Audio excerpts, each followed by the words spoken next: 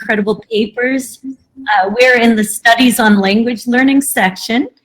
And the papers are going to go for 20 minutes, and then we have 5 minutes after each paper to answer questions. I'll be timing. And I just wanted to introduce Luciana Lusada. Luciana studies languages and literature. Oh, I'm sorry. I'm not sure why, but but I'm repeating. Does anybody have any? Oh, Luciana, maybe you should put your. I hear an echo, Christine. This is Concepcion. You might want to put yours on mute just for a moment while I introduce you. Sorry, I solved the problem. Sorry. That's okay. No worries. Okay, I'll start. So what I wanted to say first is we've got 20 minutes per presenter, and then 5 minutes for questions, and then we move on to the next presenter. And I wanted to introduce Luciana Lusada.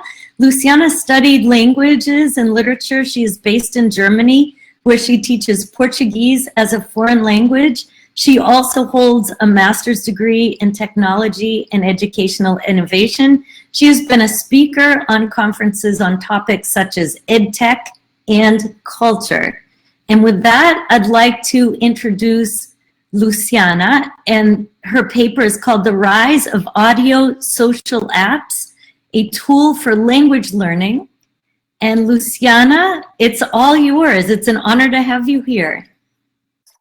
Thank you, Christine, for the nice presentation. Good morning, good afternoon, good evening, wherever you are, because I know we are international here. As Christine has already introduced me, I'm going to skip this part and maybe we have a little bit more time to talk. So I'm going to talk about my experience. Let me just, I think it's better. I'm going to talk about my experience using Clubhouse as a tool to teach a foreign language in a non-formal approach. If you have any questions, you can just type on the chat area and then I'll take a look at the end. Okay? So, here. First of all, what is a social audio app? So it's a social media app based primarily on audio-only communication that takes place in real time in different rooms. It's also referred as voice-based social media. So different from other apps that we know, we are only based in voice. And it might seem a little bit different from what we've seen. And I think at the beginning, we have this strange feeling because you don't see anybody, you can just listen to people talking, but it's really interesting. So Clubhouse was launched in March 2020. At first it was only an invite-only iOS app, but since May this year, Android users can also download the app and use Clubhouse. And every user has the possibility to host rooms about any topic. So you don't have anything specific. If you want to talk about, I don't know, how to find a better job, how to make money, or how to learn language, you can just open a room. That's how the sessions are called. You open a room and you have a topic and you host this room and you talk to other people. Clubhouse is not alone in this market. We have some strong competitors like Spotify Green Room, Twitter Spaces, and Facebook Live Audio Rooms. Facebook Live Audio Rooms, it was available only in the US. I don't know the future decisions of Mark Zuckerberg, because now we know they have launched Meta. I don't know how far they've been with Facebook Live Audio Rooms, if they are going to do this rollout for the rest of the world. But Spotify Green Room and Twitter Spaces, they are available for the whole world. I'm going to share with you my screen from Clubhouse, all those apps that I've mentioned before and some others, because we have so many at the moment, they share kind of the same features, right? But as I'm talking about Clubhouse, this is what I'm going to present here to you. So as you open your app, you have the home screen, also known in Clubhouse as hallway, where you can see the conversations that are being hosted at the moment, like this one here, scaling a business using technology. I can see how many people are in the room and how many people are talking.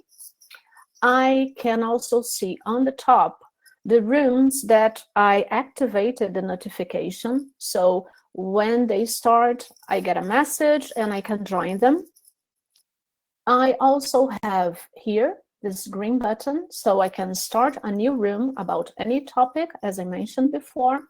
And lastly, I have here on the bottom, because in this case, I was taking a part in a room, in a conversation, I can minimize my room and still navigate the app. But that's not everything. I can also navigate and use other apps on my phone.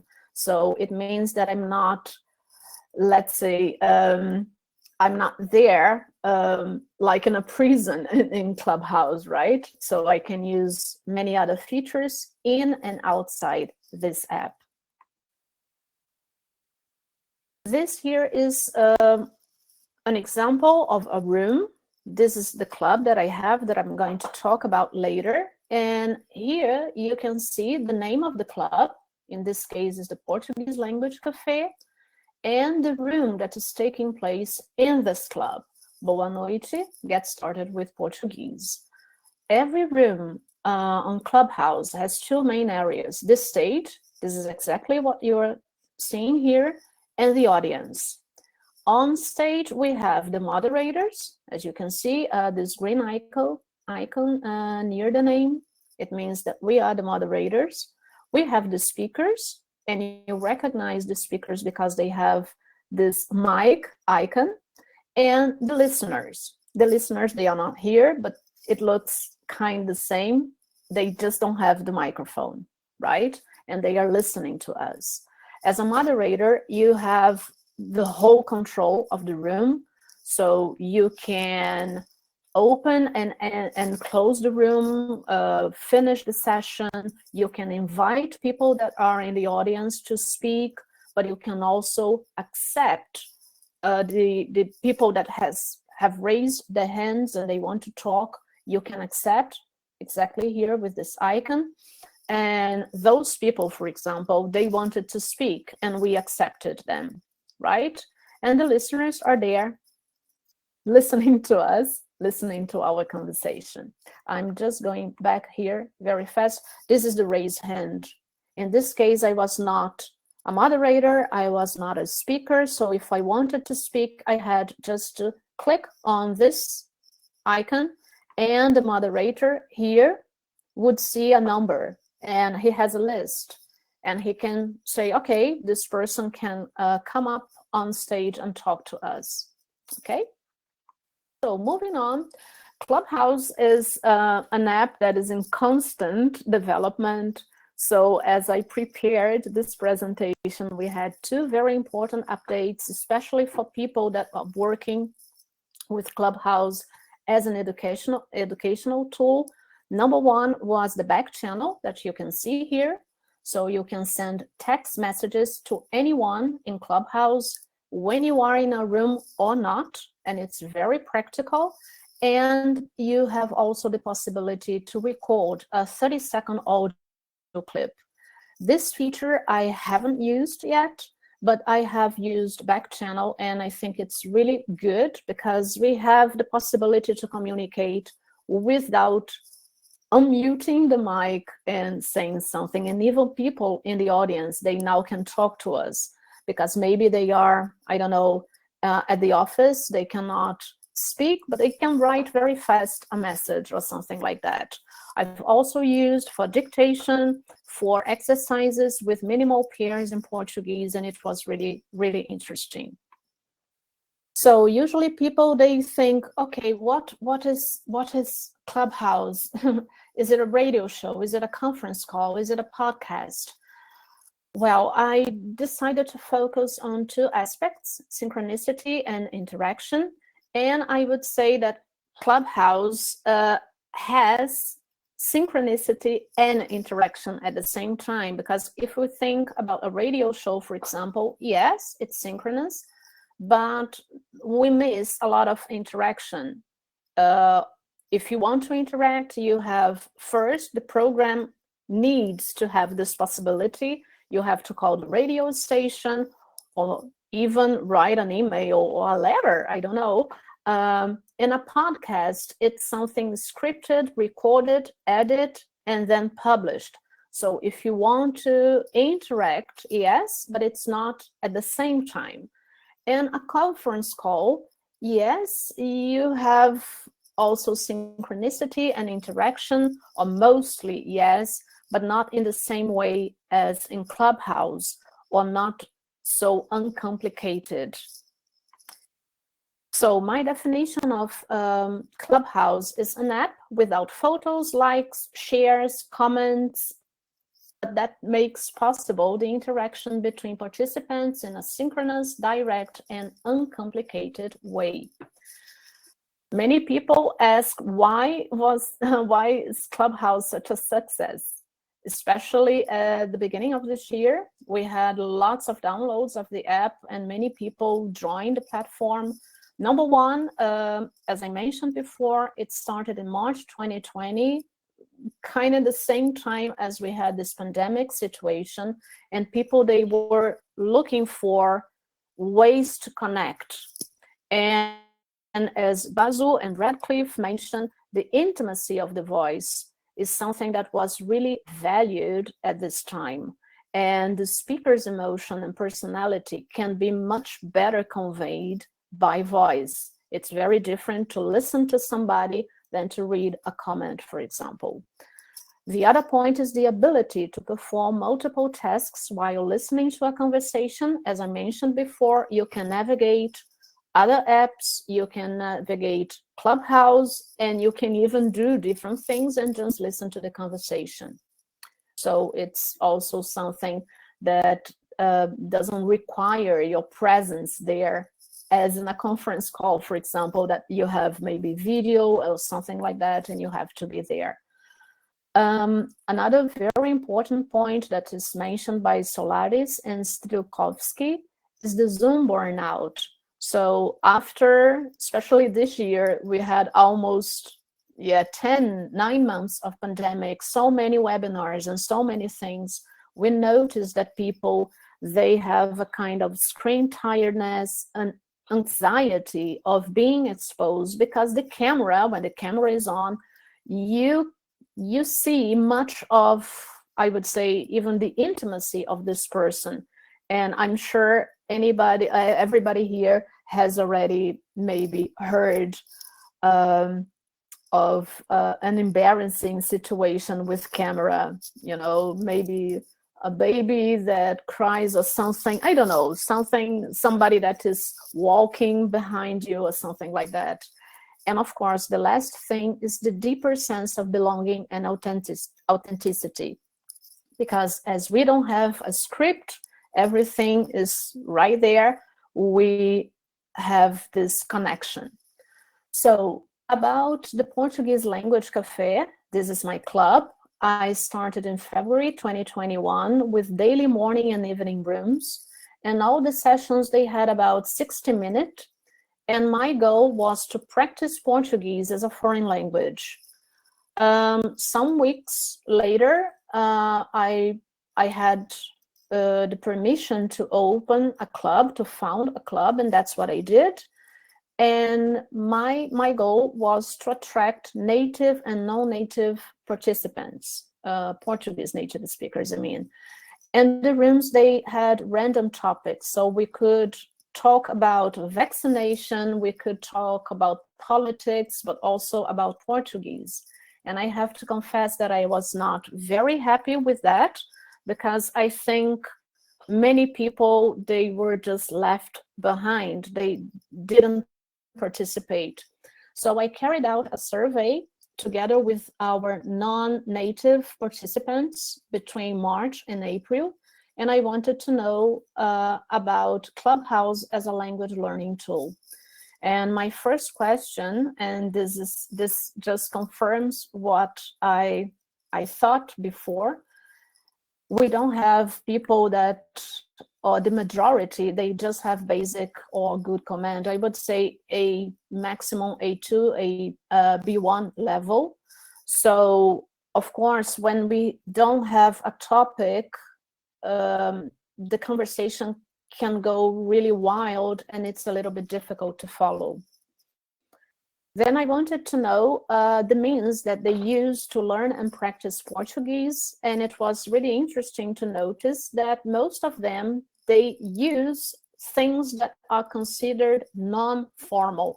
So Clubhouse was not a surprise, this format of learning a language or practicing a language in a non-formal environment. As you can see, most of them, they try to learn the language speaking with native speakers on and offline. Number two, they watch movies or listen to songs, and also they watch YouTube channels in Portuguese, but just the language. They don't watch videos on YouTube about Portuguese, but videos about, I don't know, gardening, cooking, or anything else in Portuguese.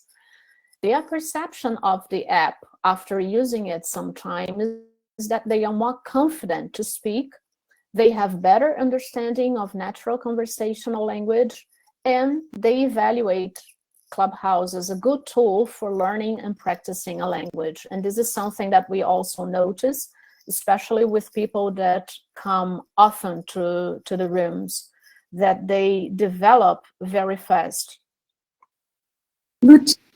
Yeah. Luciana, 5 more minutes. I just wanted to give you a 5 more minute. 1 minute? 5? 5 minutes. 5 more. Oh, okay. Yeah. Okay. So the reasons for taking part in the Portuguese Language Café Club, this is something that I also wanted to know, just to adjust what I was doing there. And they mentioned the friendly and respectful environment in our club, the participation of native and non-native speakers, and the variety of cultures. So something that I would say it was a rule in my club. Everybody can take part in our club. We don't separate varieties of Portuguese. If it's a country variety or a regional variety, no, everybody can take part in our club, and I think it was really profitable in our club because people really had contact with many Portuguese speakers, but also with other people that are speaking Portuguese independently of the level. And it was really nice to see how people, they mingle and yeah, they make new friendships and everything in Portuguese. Of course, I was focusing on how I could improve the participation in our club.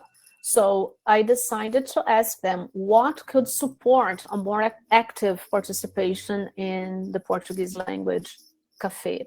So they mentioned different times, different objectives, clearly defined topics, shorter speaking time for native speakers. And especially this last one here brings me back to my first thought that maybe topics would be something good, so we don't have a wild conversation that people jump from one topic to the other.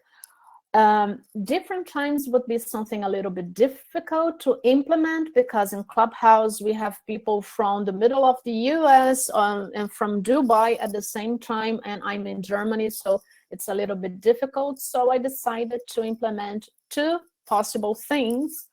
One was to give a topic for each room, and the other one was to indicate or suggest the level of our rooms. we have at the moment, because I mean because I do it with a friend of mine,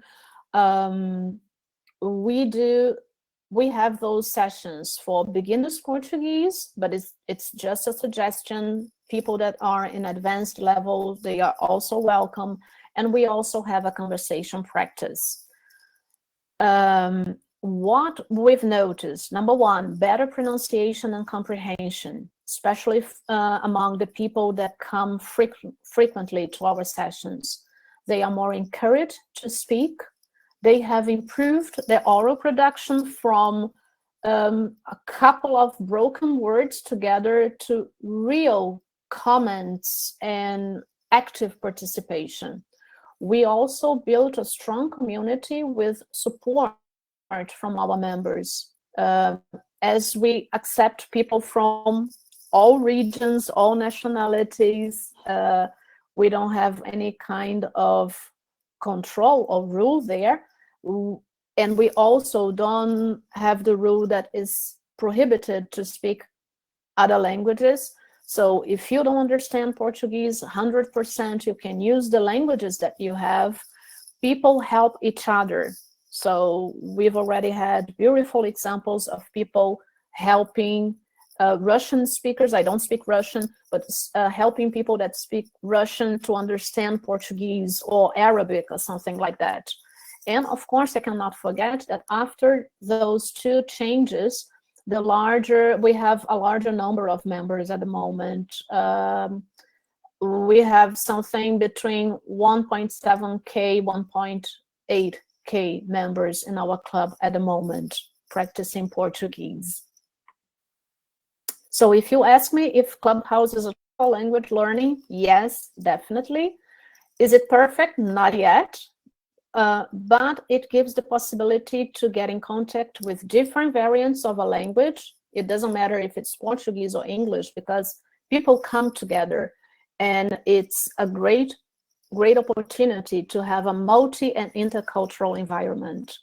It's a rich source of authentic audio. This is something that we teachers usually have problem to find authentic audio. It's always something scripted and edited, and many times very far away from the reality.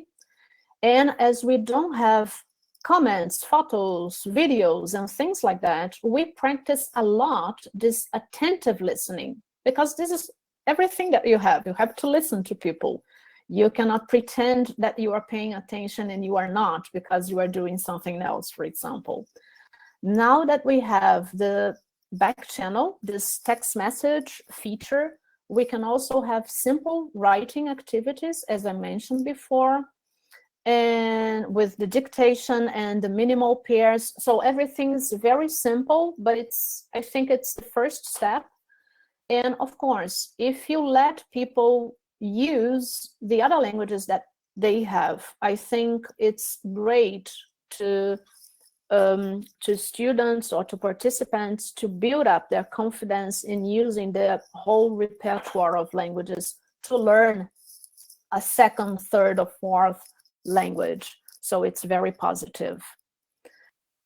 What we are expecting for the future, maybe automatically generated subtitles, and it would be a huge impact if you use Clubhouse as an educational tool, because then we would have voice and the subtitles at the same time. I think it would improve a lot, or speed up, not improve, but speed up the way people learn.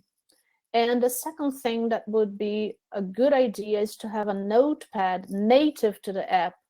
Of course, you can have something, but it's not native to Clubhouse. If we had everything in the same place, I think it would be a great advantage. So maybe we could share a little bit more than just a couple of words or sentences, as we do at the moment when using the back channel, the text message feature.